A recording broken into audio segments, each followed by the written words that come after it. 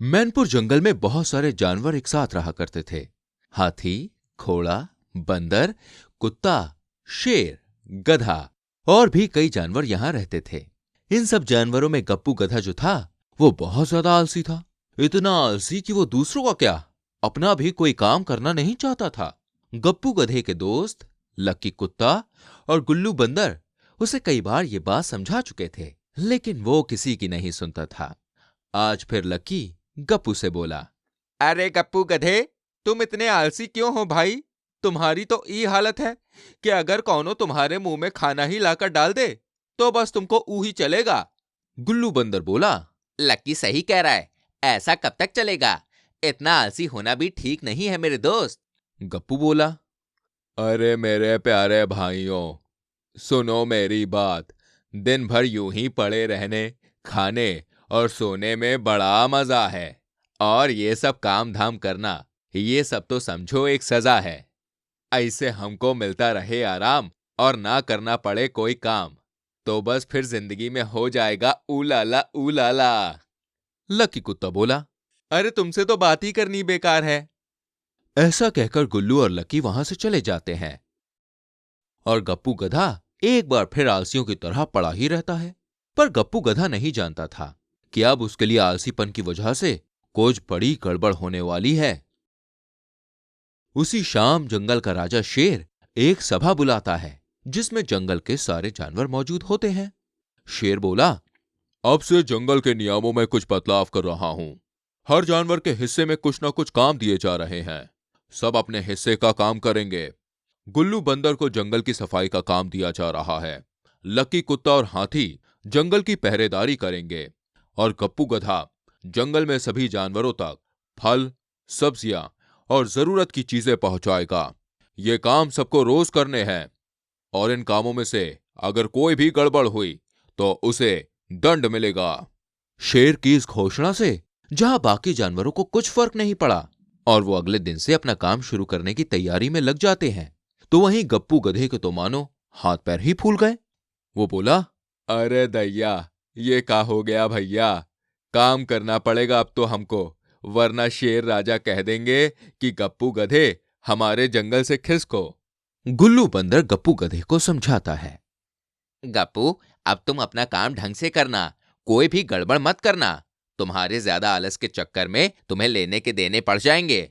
गप्पू गधा हां में सिर हिलाता है, लेकिन मन ही मन यही योजना बना रहा होता है कि किस तरह काम से बचकर पहले की तरह आलसी वाली जिंदगी जी जाए। अगले दिन जंगल में सब जानवर अपने काम में लगे हुए हैं। गुल्लू बंदर जंगल की साफ सफाई कर रहा था। हाथी और लक्की कुत्ता मिलकर घूम घूम कर जंगल की पहरेदारी कर रहे हैं। बाकी भी जिस जानवर को जो काम दिया गया है वो उसे कर रहा है। लेकिन गप्पू गधा इस सोच में पड़ा है कि वो कैसे अपने काम करने से बचे। तभी गप्पू गधे के दिमाग में एक तरकीब आती है, क्यों ना मैं सारा काम ही गलत कर दूं। हर जानवर के पास जो पहुंचाना है उसकी जगह कुछ और ही पहुंचा दूं। इससे अपने आप ही कोई मुझे काम करने के लिए नहीं कहेगा। गप्पू गधा ऐसा ही करता है और सब कुछ गड़बड़ कर देता है। शेर को जब ये बात पता चलती है तो वो उसे समझाता है और आगे से ऐसा ना करने के लिए कहता है। गप्पू गधा शेर से माफी मांग लेता है, लेकिन वो मानने वाला कहां था। वो तो रोज ऐसे ही करता रहता है। एक दिन गुल्लू बंदर उसको समझाता है, गप्पू, मैं जानता हूं तुम ये सब काम से बचने के लिए जानबूझकर कर रहे हो। ऐसा मत करो मेरे दोस्त, कहीं ऐसा ना हो तुम्हारा आलस तुम्हें किसी मुसीबत में डाल दे। गुल्लू की बातें सुनकर गप्पू उसे अनसुना कर देता है और अपनी योजना के हिसाब से काम करता रहता है। एक दिन शेर सारे जानवरों को बुलाता है। गप्पू बोला, लगता है शेर ने इसीलिए बुलाया है कि आज वो मेरा काम मुझसे लेकर किसी और जानवर को दे देगा। सारे जानवर शेर की सभा में पहुंचते हैं। शेर कहता है, मुझे खुशी है कि सारे जानवर अपना काम पूरी लगन और मेहनत से कर रहे हैं, लेकिन गप्पू गधा अपना काम नहीं कर पा रहा है।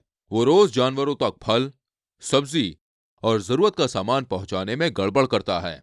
इसीलिए आज से गप्पू गधा ये काम नहीं करेगा। गप्पू गधा मन ही मन खुश हो रहा होता है, लेकिन तभी शेर कहता है, तो आज से गप्पू गधा जंगल के पीछे की ओर जो मेरी गुफा की मरम्मत का काम हो रहा है उसमें ईंट पत्थर या जो भी जरूरत का सामान लगेगा उसको ढोकर ले जाएगा। ये बात सुनते ही गप्पू गधे की खुशी दूर भाग जाती है और उसे समझ में आ जाता है कि ज्यादा आलस करना और काम करने से बचने के लिए ज्यादा चतुराई दिखाना अच्छा नहीं है। इस कहानी से हमें यह सीख मिलती है कि आलस छोड़कर मेहनत करें, वरना एक ना एक दिन मुसीबत में पड़ जाएंगे। अच्छी लगी कहानी? जल्दी से हमारी वीडियो को लाइक करें और शेयर करें और ऐसी और कहानियों को देखने के लिए चैनल को सब्सक्राइब करके बेल आइकन प्रेस करें ताकि आपसे कोई भी कहानी मिस ना हो। मिलता हूं अगली कहानी में, तब तक के लिए अपना बहुत ख्याल रखिए। Bye bye. एक हरा भरा सा जंगल था और वहां एक बिल्कुल साफ नदी बहती थी। जंगल के सभी जानवर उसी नदी पर पानी पीने के लिए आते थे। उन सभी जानवरों में एक ऊंट और उसके दो बच्चे भी थे। ऊंट बहुत ही शांत जानवर था और वो अपने बच्चों को भी अक्सर सभी जानवरों से मिलजुल कर रहने और कभी किसी से लड़ाई ना करने की सीख दिया करता था। ऊंट बोला, बच्चों, हमेशा प्यार से रहना और बुरे लोगों से दूर रहना, कभी उनके बहकावे में मत आना। बच्चे रोज अपने पिता के साथ नदी पर पानी पीने जाते और सीधे घर चले आते। किसी भी जानवर से कोई लड़ाई झगड़ा नहीं था, लेकिन वहीं पास में रहने वाले एक भेड़िए की नजर उन दोनों बच्चों पर काफी समय से थी। भेड़िया अपने मन में बोला, इन ऊंट के बच्चों को देखकर तो मेरे मुंह में पानी आ जाता है। ना जाने कब ये मेरा शिकार बनेंगे। मेरे रास्ते का कांटा तो ये ऊंट है। भेड़िया ऊंट की वजह से उन बच्चों का शिकार नहीं कर पा रहा था, इसलिए अपने शिकार के लिए वो कुछ उपाय सोचने लगा। भेड़िए ने सोचा कि किसी तरह ऊंट बच्चों से दूर हो जाए तो उसका काम बन जाए। अगले ही दिन फिर से ऊंट और उसके बच्चे नदी पर पानी पीने गए।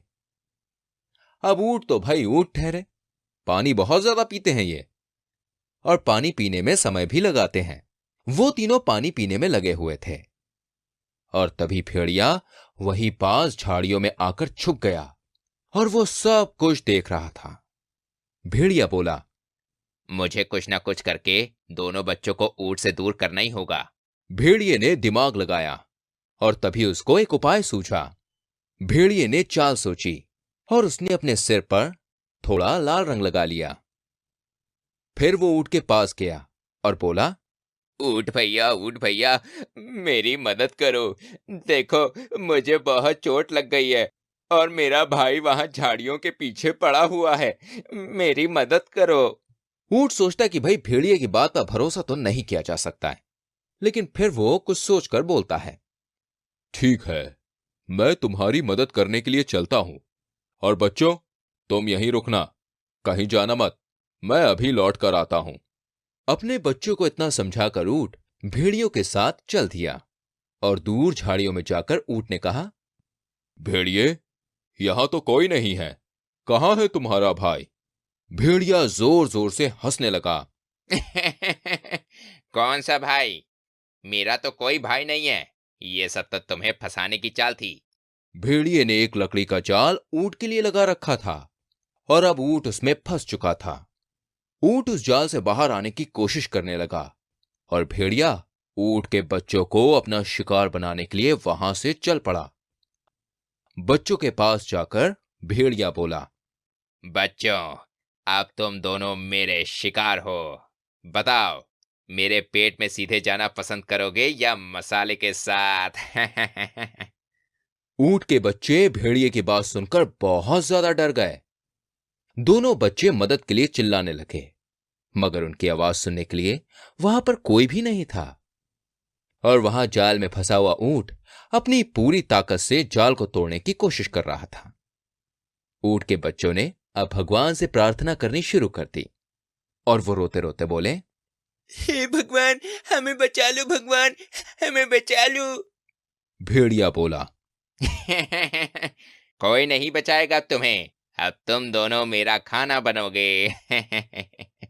भेड़िया ऊंट के बच्चों का शिकार करने के लिए आगे बढ़ने लगा और तभी एक चमत्कार हुआ और ऊंट की जाल को तोड़ने की कोशिश काम कर गई।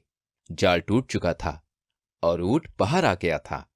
वो जल्दी से अपने बच्चों के पास आया और भेड़िए को वहां देखकर बहुत ज्यादा गुस्से में भर गया और बोला, भेड़िए, तूने मुझे धोखा दिया, अब मैं तुझे नहीं छोड़ूंगा। ऊंट को इतने गुस्से में देखकर भेड़िया डर गया।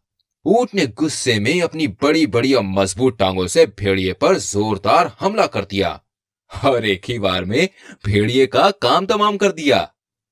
ऊंट और बच्चे अपने घर के लिए चल पड़े। तो इस कहानी से हमें यह शिक्षा मिलती है कि बुराई का अंजाम हमेशा बुरा ही होता है। अच्छी लगी कहानी? जल्दी से हमारी वीडियो को लाइक कीजिए और शेयर कीजिए, और ऐसी और कहानियों को देखने के लिए चैनल को सब्सक्राइब करके बेल आइकन को प्रेस कीजिए। मिलते हैं अगली कहानी में, तब तक के लिए बाय बाय।